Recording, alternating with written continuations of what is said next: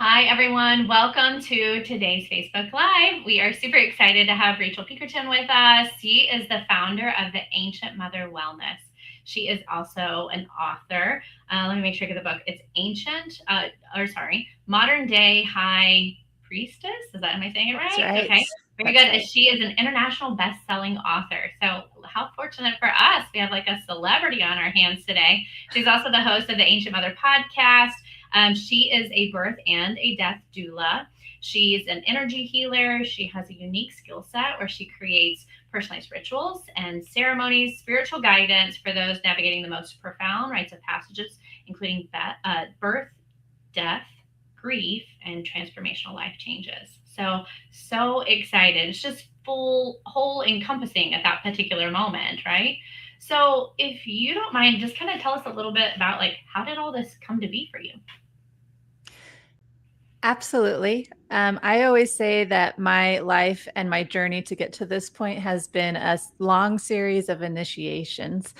And so even when I started this work, I thought that birth and death were two very different things. And I came to them in two very separate initiating processes. So I first got into death work. I first got into birth work after I gave birth naturally. I felt like it was a very empowering experience, but I also felt like I didn't have much support. And I gave birth naturally, actually, out of fear. I feared medical intervention, I feared the epidural. So I chose an unmedicated birth. After that experience, I started to learn all the health benefits of doing it and also spiritual benefits of doing that. And I was lucky enough to have a friend who wanted support with a VBAC. She wanted to do birth naturally. And that ended up being one of the most spiritual experiences of my life. Seeing it from the doula perspective, witnessing life coming into this lifetime was a really transformational experience. So soon after that, I did formal training as a doula. And I continued with that until I had another initiating experience, and that was the death of my husband. And that was a much more traumatic experience. But through it, I had a series of very spiritual and mystical experiences that kind of woke me up to death work as a soul mission. And then I decided to do some formal training with death doula work. And that's how I came into this. And through that process, I realized that death and rebirth is just a constant cycle. It's one in the same process. And so now I realize that they're actually not different events at all. Yeah. So, like, if you were describing what does a death doula do, like in layman's terms, or to somebody who's never heard of that, we've had a few birth doulas, but I feel like you have a unique outlook on both of those. So, how would you describe that to somebody who's maybe unfamiliar? Yeah, the term I really like to use is soul midwifery Okay. because I do view them to be so similar. I don't really like to talk about them um, separately. You know, when I first came into this work, I thought, do I need completely separate websites? But Sure. I decided that I was going to make it one cohesive thing because, in my opinion, I am helping souls to come into and out of this lifetime. And they actually follow very similar processes and they require very similar support. As a death doula specifically, I offer a lot of comfort, a lot of processing emotions and grief, and also energy work and ritual that helps the body to relax and release and accept the transformation process. So it eases the death process. Hmm. So, okay, so how does that work, right? Is this somebody who's on hospice? Is this who is you like who do you typically help Mm-hmm.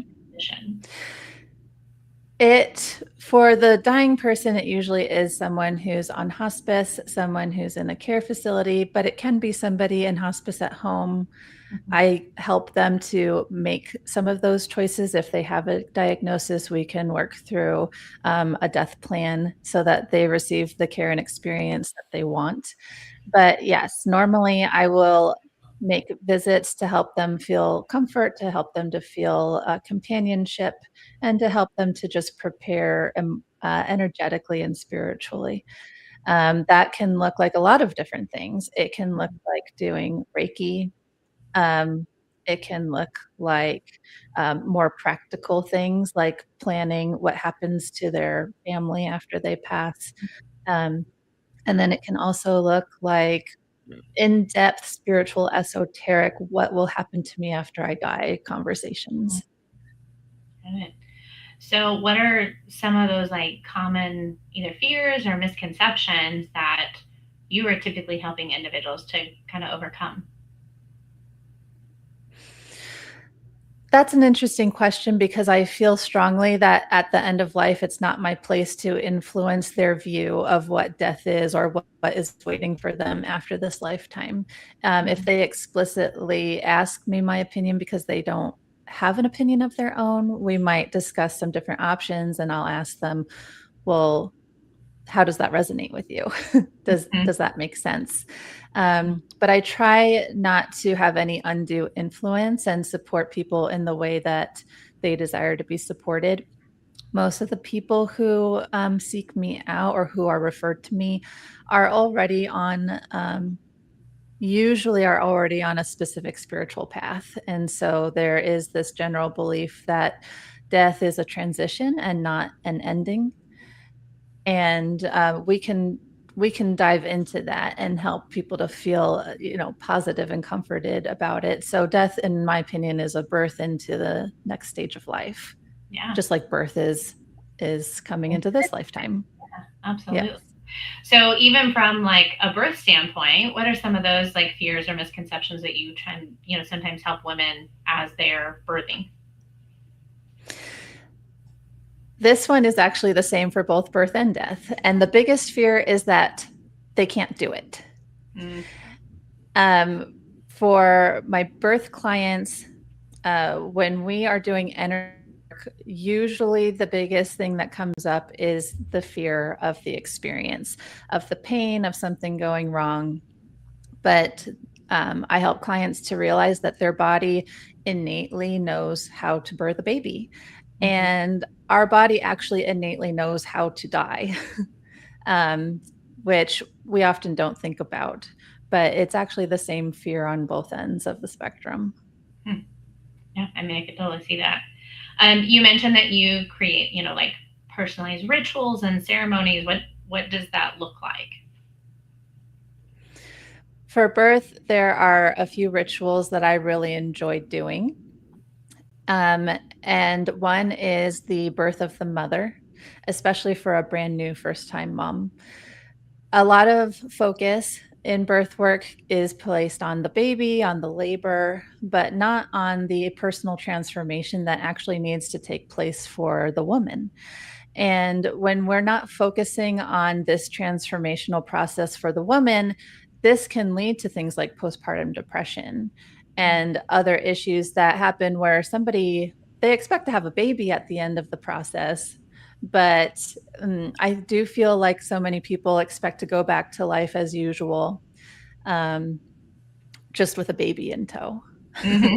But going through an actual ritual of giving birth to the mother, allowing the maiden, the woman without a child, to die, and allowing the mother to be born along with her baby through this ritual helps to prepare the spirit and the mental emotional body to be more prepared for this major change that's happening. And I do think that it allows women to come into motherhood in a more stable and grounded, energy.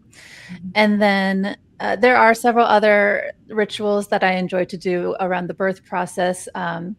The blessing of the water, for example, is a way that a woman can bring all of her hopes and dreams into a beautiful vessel of water that can either be consumed or added to the birthing pool waters during birth. And so all of those blessings and the energy of everything that she wants the birth to be is infused into that water and blesses the birth process. For death, I embrace the rituals of the Muriphors, and the Muriphors were an ancient sect of priestess that I believe Mary Magdalene was a part of. And so the Muriphors learned how to do death work, and they learned different rituals and sacred anointings in preparation and for transition after death. So this is why Mary Magdalene anointed and cleaned Yeshua's feet, for example. So there are some of those rituals that are being brought back into our modern world, and different priestesses and death practitioners who are learning them. And that's what I love to offer to many of my clients.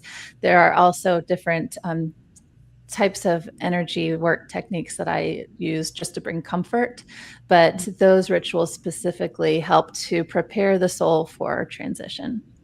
Okay. So obviously, like you have things for grief too. How does this work for like the families of those that you're helping? Is there things that you do for those families too, or that part of rituals? Yeah, that is absolutely something that I can do, and that is based on need. So in the immediate moments after death, sometimes there's a lot of very intense grief, and you just need someone to be able to return to presence. And so, a very simple ritual that you can do if you're having trouble coming back into the present moment because of grief is you just take a bowl of water and fill it with different colorful crystals. And I'll do this for a client and just have them place their hand in the water, look at the colors of the crystals and feel the textures of the stones. And it just helps the body to remember to come back into the present moment. And that doesn't get rid of the grief. But sometimes, depending on the situation, it is something that is helpful in that moment. There are more elaborate rituals that can help actually with processing the loss of a loved one and processing the grief. One that I love to do is cord cutting ceremonies. I actually did this for my own husband's celebration of life. We did a cord cutting ceremony. And this is a service both to the person who has passed and the people who are grieving. And so it's a service to the person who has passed because there is an energetic cord that connects the spirit to the physical world. And by performing a cord cutting, it allows that spirit to move on and complete their transition. Now, we all have energetic cords all the time. We have energetic cords to our loved ones. We have energetic cords even to people that we hate. The cord is actually what keeps the hate going. And so we can do an energetic cord cutting to help us move on from any of these situations. And so when you do a cord cutting for grief, you're not necessarily saying goodbye. You're not cutting yourself off from that person, but you are releasing the cords that keep you in this anxious attachment and in this sorrow. Yeah, that's so interesting. I've never seen or heard of that. So, where I know, and maybe this isn't one of the ones you were talking about. I know before we began this call, you and I were talking about that one, there is energy and there's things that, but there actually is some like science and research behind what you're doing also. Could you tell me more about those types of things?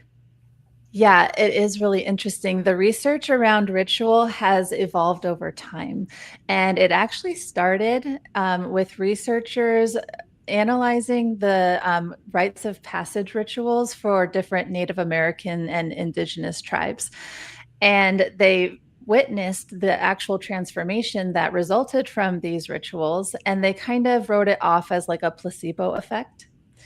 But that was kind of a result of the time period, right, where there were definitely biases against these groups of people.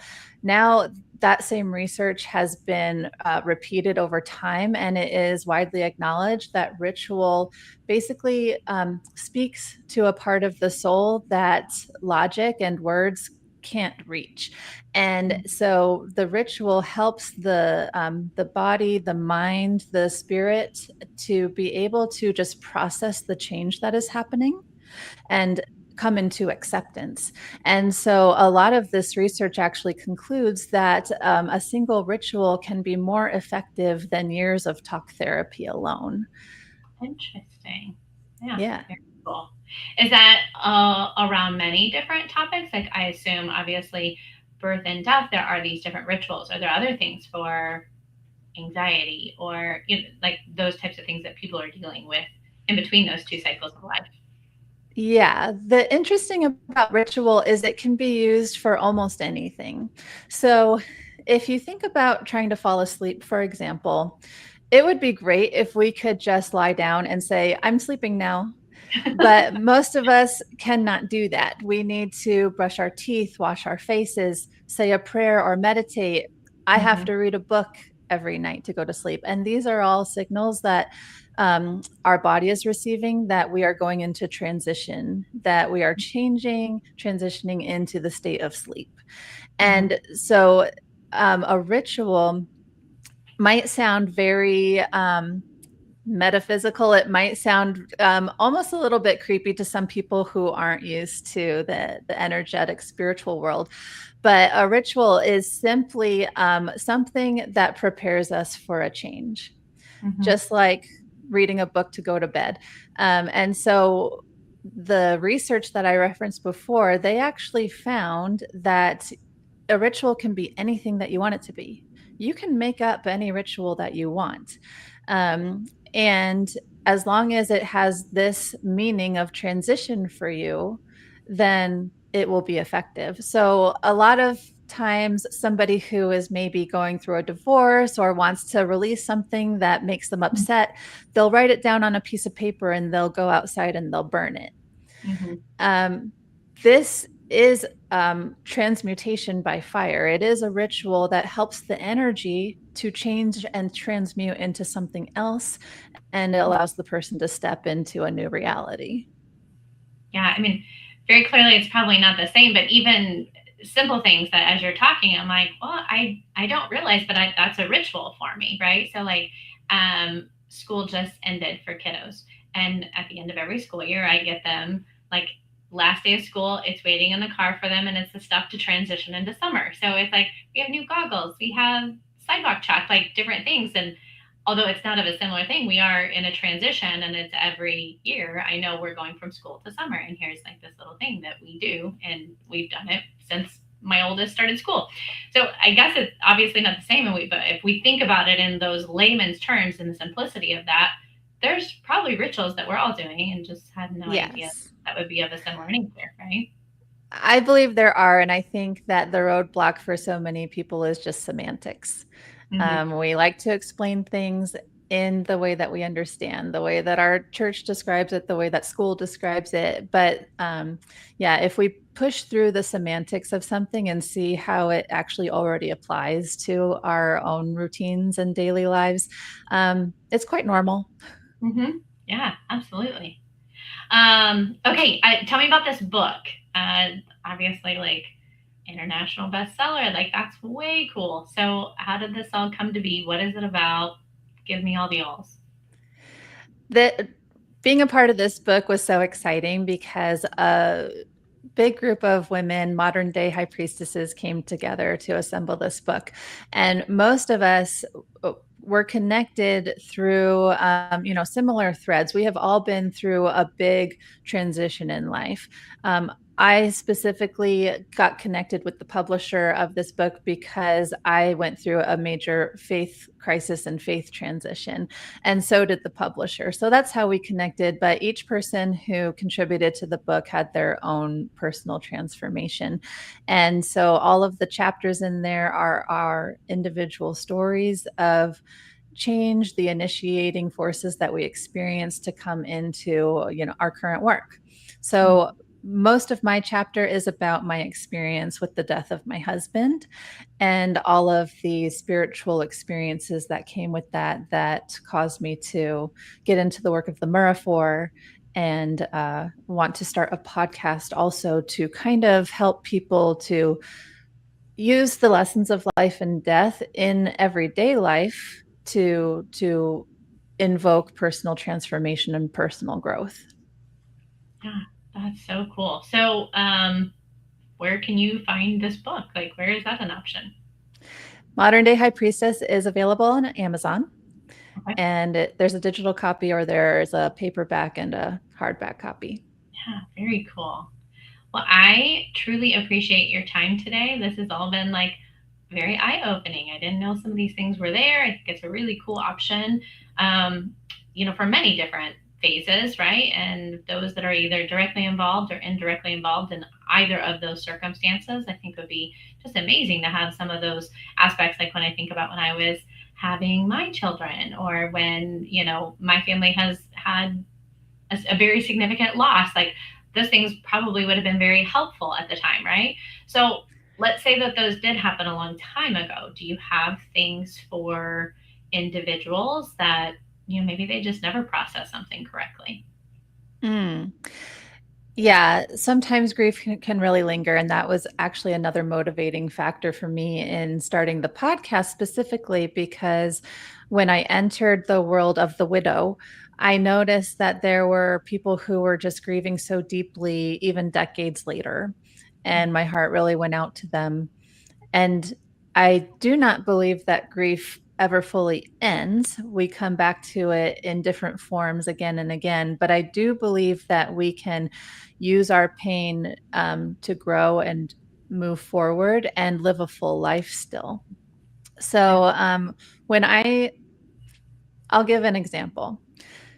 Soon after my husband died, I fell down the stairs and I really hurt my shoulder. Now, I went to physical therapy for months and months, and it only helped a little bit. I really didn't recover fully Mm-hmm. until I was willing to tune into my body, into the energy portion of my body, the energy held in my shoulder.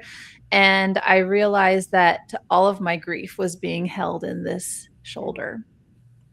And so it wasn't until I did some energy work to release that grief that I saw a physical improvement in my shoulder.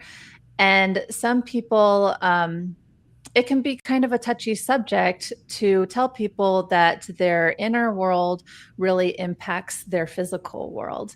Mm-hmm. Some people might think that falling down the stairs is a completely separate incident from my grief. Mm-hmm. But actually, when we're living in a certain energy and we're giving off a certain frequency, this is actually quantum physics. The frequency of mirroring experiences come to us. So I was giving off the energy of grief. A physical experience in the form of an injury came to me until I was able to learn from that injury Mm-hmm. and heal it and grow from it. So I think many people, if they're experiencing long-term stress, long-term grief, they might have some physical manifestations of that and not realize that it's connected. So my biggest piece of advice to be open to some energy work, because we have a physical body, but we also have an energy body. A lot of people have heard of the chakras, Mm-hmm. which is certainly part of it, but it's a little bigger than that. And when we have dis-ease in our emotions and in our energy body, it will manifest in disease in the body.